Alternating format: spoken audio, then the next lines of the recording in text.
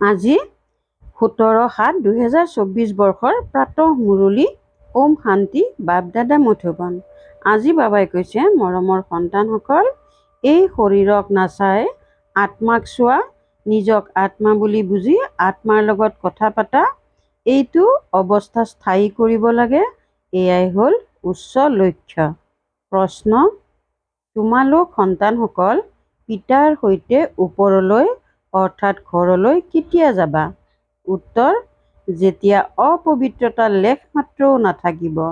যেনেকৈ পিতা পবিত্ৰ, তেনেকৈ তোমালোক সন্তানসকলো যেতিয়া পবিত্ৰ হ'বা, তেতিয়া ওপৰলৈ যাব পাৰিবা। এতিয়া তোমালোক সন্তানসকল পিতাৰ সন্মুখত আছা। জ্ঞান সাগৰৰ পৰা জ্ঞান শুনি শুনি যেতিয়া পৰিপূৰ্ণ হৈ যাবা, পিতাক জ্ঞানেৰে খালী কৰি দিবা, তেতিয়া তেওঁ শান্ত হৈ যাব আৰু তোমালোক সন্তানসকলো শান্তিধামলৈ গুচি যাবা। তাত জ্ঞানৰ প্ৰৱাহ বন্ধ হৈ যায়। সকলো দি দিয়াৰ পাছত তেওঁৰ ভূমিকা হৈছে শান্ত হৈ যোৱা। ওম শান্তি। শিৱ ভগৱানুবাস। যেতিয়া শিৱ ভগৱানুবাস বুলি কোৱা হয়, তেতিয়া বুজি পোৱা উচিত একমাত্ৰ শিৱই হৈছে ভগৱান বা পৰম পিতা। তেওঁকে তোমালোক সন্তানসকলে বা আত্মাসকলে স্মৰণ কৰা। ৰচয়িতা পিতাৰ পৰিচয়টো পাইছা। এইটোতো অৱশ্যে হয় যে পুৰুষাৰ্থৰ ক্ৰম অনুসৰিহে স্মৰণ কৰিব। সকলোৱে একৰস হৈ স্মৰণ নকৰে। এয়া বহুত সূক্ষ্ম কথা। নিজক আত্মা বুলি বুজি আনকো আত্মা বুলি ভাবা, এইটো অৱস্থা স্থায়ী কৰিবলৈ সময় লাগে। সেইসকল মনুষ্যইতো একো নাজানে বাবে সৰ্বব্যাপী বুলি কৈ দিয়ে। যেনেকৈ তোমালোক সন্তানসকলে নিজক আত্মা বুলি বুজা, পিতাক স্মৰণ কৰা, তেনেকৈ আন কোনেও স্মৰণ কৰিব নোৱাৰে। কোনো আত্মাৰ যোগসূত্ৰ পিতাৰ সৈতে নাই। এই কথাবোৰ বৰ গুপ্ত সূক্ষ্ম। নিজক আত্মা বুলি বুজি পিতাক স্মৰণ কৰিব লাগে। এনেকৈ কয়ো যে আমি ভাই ভাই, তেন্তে আত্মাকেই চোৱা উচিত, শৰীৰক চাব নালাগে।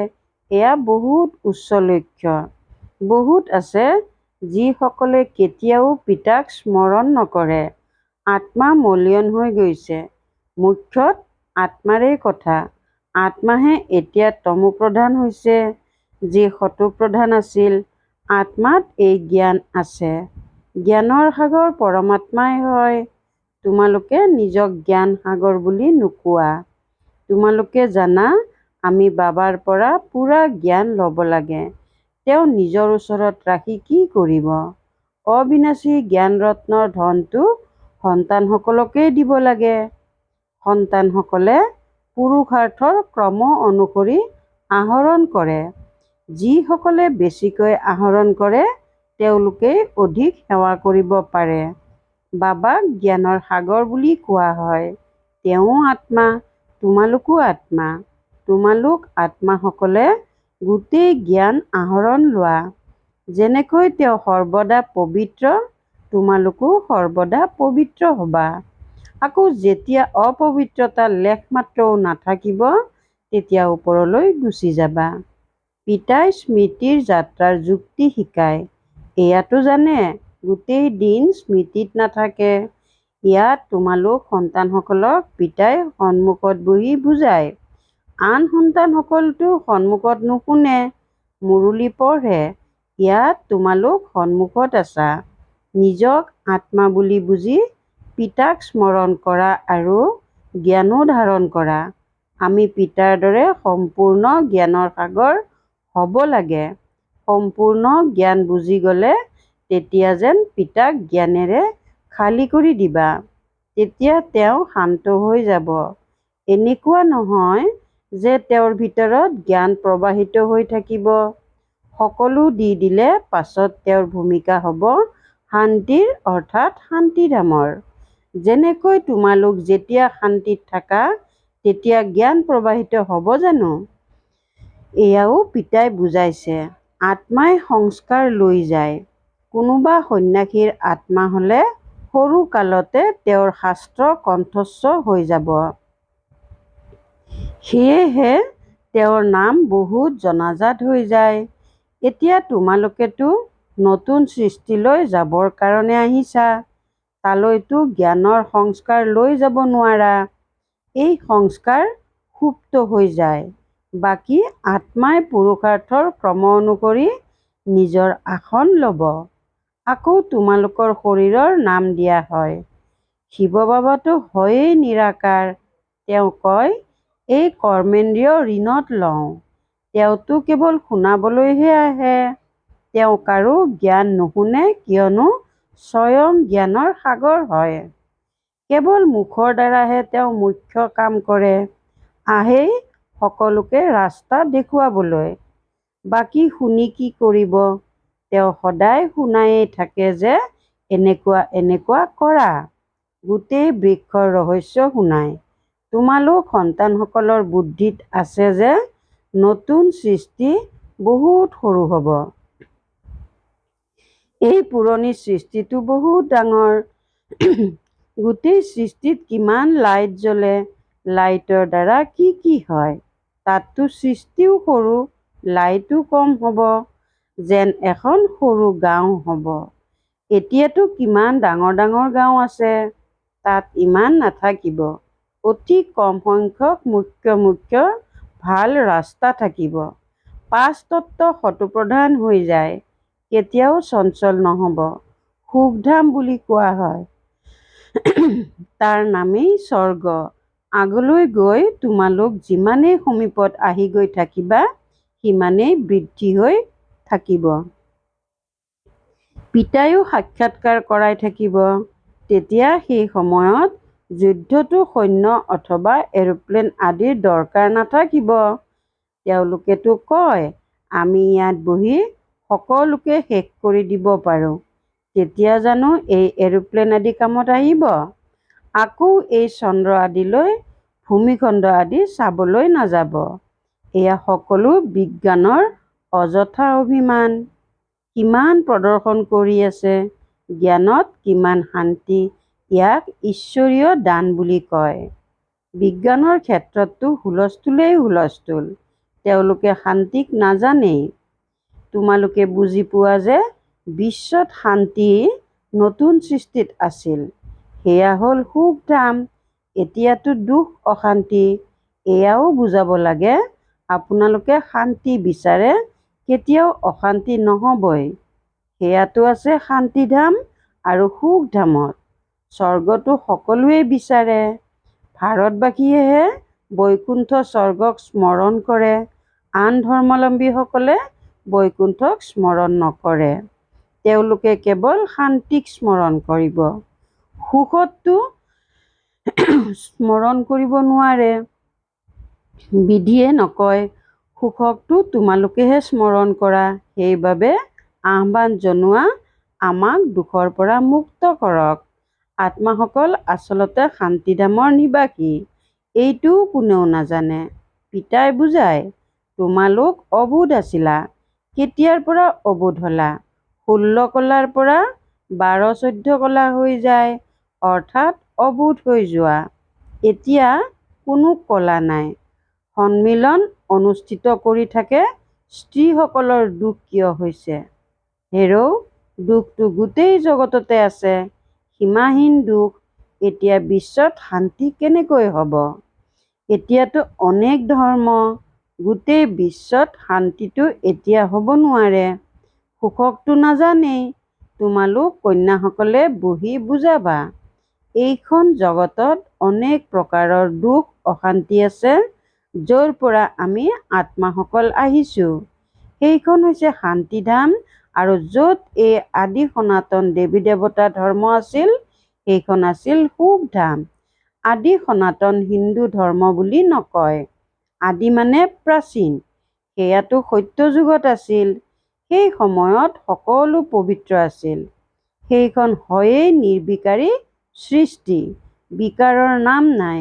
পাৰ্থক্য আছে, নহয়নে? প্ৰথমতেতো নিৰ্বিকাৰী অৱস্থা লাগে নহয়।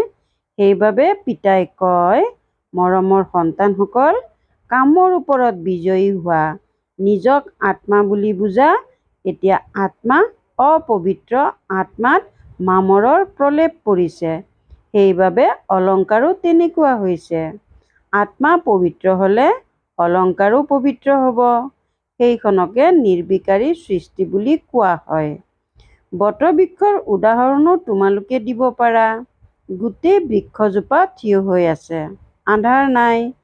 এই আদি সনাতন দেৱী দেৱতা ধৰ্ম নাই, বাকী সকলো থিয় হৈ আছে।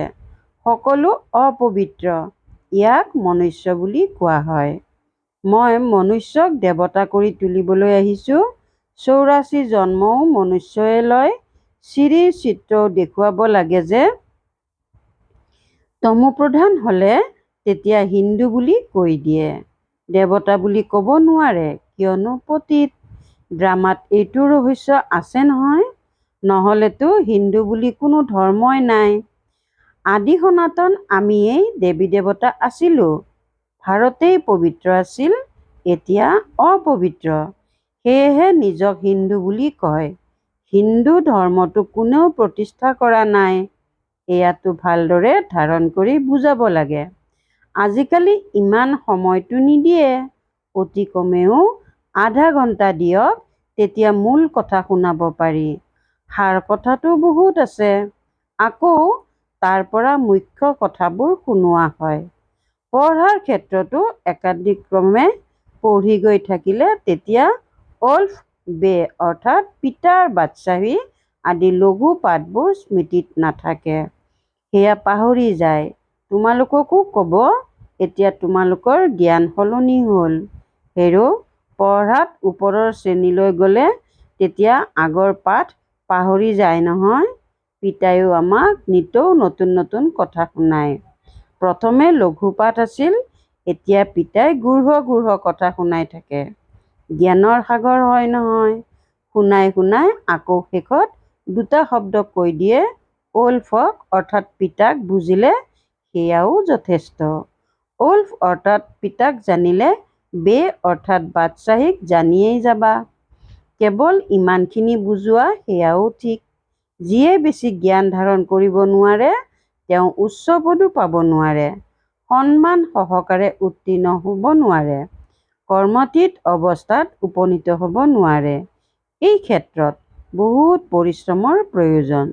স্মৃতিত থকাৰ ক্ষেত্ৰত পৰিশ্ৰম কৰিবলগীয়া হয়। জ্ঞান ধাৰণ কৰিবলৈও পৰিশ্ৰম হয়। দুয়োটাতে সকলো বুদ্ধিমান হৈ যাব, সেয়াওতো হ'ব নোৱাৰে। ৰাজধানী স্থাপনা হৈ আছে।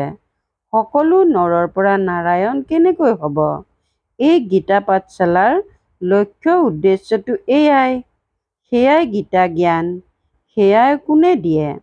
এয়াতো তোমালোকৰ বাহিৰে অন্য কোনেও নাজানে। এতিয়া হৈছে কবৰস্থান, আকৌ পৰিস্থান হ'ব।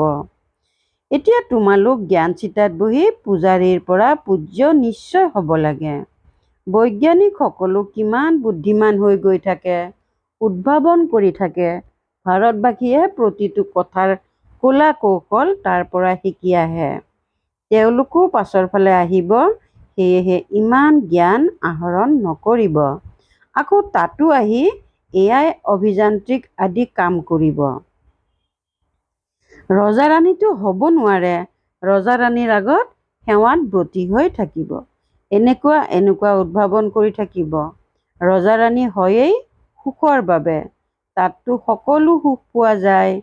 সেয়েহে সন্তানসকলে পূৰা পুৰুষাৰ্থ কৰিব লাগে।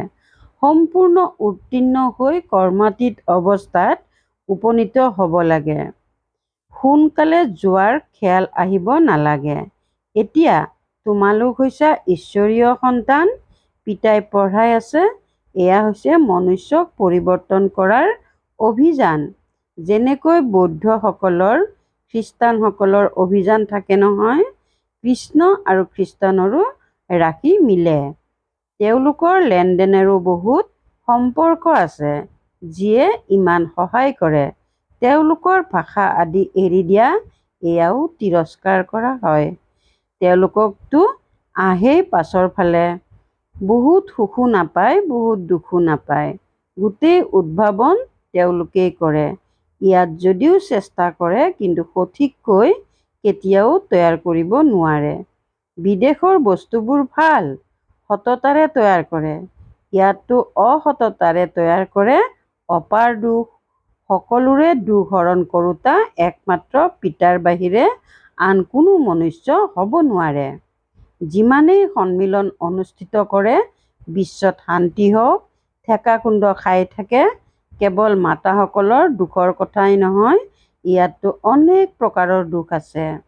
গোটেই জগতত কাজিয়া মাৰামাৰিৰহে কথা। পাই পইচাৰ কথাত মাৰামাৰি কৰে, তাততো দুখৰ কথা নাথাকে। এয়াও হিচাপ উলিয়াব লাগে। যুদ্ধ যিকোনো সময়তে আৰম্ভ হ'ব পাৰে। ভাৰতত ৰাৱণ যেতিয়াৰ পৰা আহে, তেতিয়া প্ৰথমে ঘৰত যুদ্ধ আৰম্ভ হয়। এৰা এৰি হৈ যায়, পৰস্পৰ যুঁজি মৰে, তেতিয়া বাহিৰাসকল আহে। প্ৰথমে জানো ব্ৰিটিছ আছিল, পাছত তেওঁলোক আহি মাজতে ঘোচ আদি দি নিজৰ ৰাজ্য কৰি লয়। কিমান ৰাতি দিনৰ পাৰ্থক্য, নতুন কোনেও বুজিব নোৱাৰে। নতুন জ্ঞান নহয় জানো? যি আকৌ প্ৰায় লোভ হৈ যায়। পিতাই জ্ঞান দিয়ে, আকৌ সেয়া লোভ হৈ যায়। এয়া একেই পঢ়া এবাৰেই, একমাত্ৰ পিতাৰ পৰা পোৱা যায়। আগলৈ গৈ তোমালোক সকলোৰে সাক্ষাৎকাৰ হৈ থাকিব যে তুমি এয়া হবাগৈ। কিন্তু সেই সময়ত কি কৰিব পাৰিবা? উন্নতি কৰিব নোৱাৰিবা। ফলাফল ঘোষণা কৰাৰ পাছত স্থানান্তৰ হোৱাৰ কথা আহি যাব। তেতিয়া কন্দা-কটা কৰিব। আমি নতুন সৃষ্টিলৈ বদলি হৈ যাম। তোমালোকে পৰিশ্ৰম কৰা। সোনকালে চাৰিওফালে আৱাজ বিয়পি যাওক। তেতিয়া আপোনা আপুনি সেৱা কেন্দ্ৰলৈ দৌৰি আহি থাকিব। কিন্তু যিমান দেৰি হৈ যাব, অতি পলম হৈ গৈ থাকিব। তেতিয়া একো জমা নহ'ব, পইচাৰ দৰকাৰো নাথাকিব। তোমালোকে বুজাবলৈ এই বেজেই যথেষ্ট। এই ব্ৰহ্মাই বিষ্ণু, বিষ্ণুৱেই আকৌ ব্ৰহ্মা হয়। এই বেজ এনেকুৱা যে সকলো শাস্ত্ৰৰ সাৰ ইয়াতেই আছে। বাবাই বেজৰ বহুত মহিমা কৰে। সেই সময় আহিব, যেতিয়া তোমালোকৰ এই বেজ সকলোৱে নয়নত ৰাখিব। মনমনা ভৱ ইয়াত আছে, মোক স্মৰণ কৰিলে এনেকুৱা হবা। এওঁৱেই আকৌ 84 জন্ম লয়। একমাত্ৰ পিতাই আছে, যিয়ে পুনৰ জন্ম নলয়। ভাল বাৰু, অতি মৰমৰ কল্পৰ পাছত পুনৰাই মিলিত হোৱা সন্তানসকলৰ প্ৰতি মাতা-পিতা, বাপ-দাদাৰ স্নেহপূৰ্ণ স্মৰণ আৰু সুপ্ৰভাত। আত্মিক পিতাৰ আত্মিক সন্তানসকলক নমস্কাৰ। ধাৰণাৰ বাবে মুখ্য সাৰ 1 নম্বৰ। স্মৃতিত থকাৰ পৰিশ্ৰম আৰু জ্ঞানৰ ধাৰণাৰে কৰ্মাতীত অৱস্থাত উপনীত হ'বলৈ পুৰুষাৰ্থ কৰিব লাগে। জ্ঞান সাগৰৰ সম্পূৰ্ণ জ্ঞান নিজৰ মাজত ধাৰণ কৰিব লাগে। 2 নম্বৰ। আত্মাত যি মামৰ লাগিছে, সেয়া আঁতৰাই সম্পূৰ্ণ নিৰ্বিকাৰী হ'ব লাগে। লেশমাত্ৰও যাতে অপবিত্ৰতাৰ অংশ নাথাকে। আমি আত্মা, ভাই ভাই, এইটো অভ্যাস কৰিব লাগে। বৰদান: সময় আৰু সংকল্পৰূপী সম্পদৰ প্ৰতি মনোযোগ দি জমাৰ পুঁজি বৃদ্ধি কৰোঁতা পদমপতি হোৱা। সময় আৰু সংকল্পৰূপী সম্পদৰ প্ৰতি মনোযোগ দি জমাৰ পুঁজি বৃদ্ধি কৰোঁতা পদমপতি হোৱা। এনেয়ে সম্পদটো বহুত আছে, কিন্তু সময় আৰু সংকল্প, বিশেষকৈ এই দুটি সম্পদৰ প্ৰতি মনোযোগ দিয়া। সকলো সময়ত সংকল্প শ্ৰেষ্ঠ আৰু শুভ হওক, তেতিয়া জমাৰ পুঁজি বাঢ়ি গৈ থাকিব। এই সময়ত জমা কৰাৰ 1ৰ বিপৰীতে পদমৰ হিচাপত পাবা। হিচাপ আছে। 1ৰ বিপৰীতে পদম গুণ কৰি দিয়াৰ এইটো বেংক। সেয়েহে যিয়েই নহওক কিয় ত্যাগ কৰিব লাগে, তপস্যা কৰিব লাগে, নম্ৰ হ'ব লাগে। যিয়েই নহওক, এই দুটি কথাৰ প্ৰতি মনোযোগ থাকিলে তেতিয়া পদমপতি হৈ যাবা। শ্লোগান: মনোবলেৰে সেৱা কৰা, তেতিয়া তাৰ প্ৰালব্ধ অনেক গুণ অধিক পাবা। মনোবলেৰে সেৱা কৰা, তেতিয়া তাৰ প্ৰালব্ধ অনেক গুণ অধিক পাবা। ওম শান্তি। পৰোপকাৰৰ ভাৱনাৰে সম্পন্ন হৈ অপকাৰীৰো উপকাৰ কৰিবলৈ আজিৰ অব্যক্ত সংকেত। নিজৰ সকলো সম্পদ অন্য আত্মাৰ প্ৰতি দান দিয়া, এয়াই হৈছে পৰোপকাৰ কৰা। এনেকুৱা পৰোপকাৰীয়ে নিজক সৰ্ব সম্পদেৰে সম্পন্ন বেগমপুৰ বাদশ্বাহ অনুভৱ কৰিব। তেওঁৰ সংকল্পতো দুখৰ সংস্কাৰ জাগ্ৰত হ'ব নোৱাৰে। তাৰ বাবে বৃত্তিৰেও মূৰবোধ ত্যাগ কৰা, স্মৃতিত যাতে সদায় পিতা আৰু বাপ-দাদা থাকে, মুখেৰে যাতে এয়াই বচন উচ্চাৰিত হয়, তেতিয়া বিশ্বপতি হৈ বিশ্বৰ সেৱা কৰিব পাৰিবা। ওম শান্তি।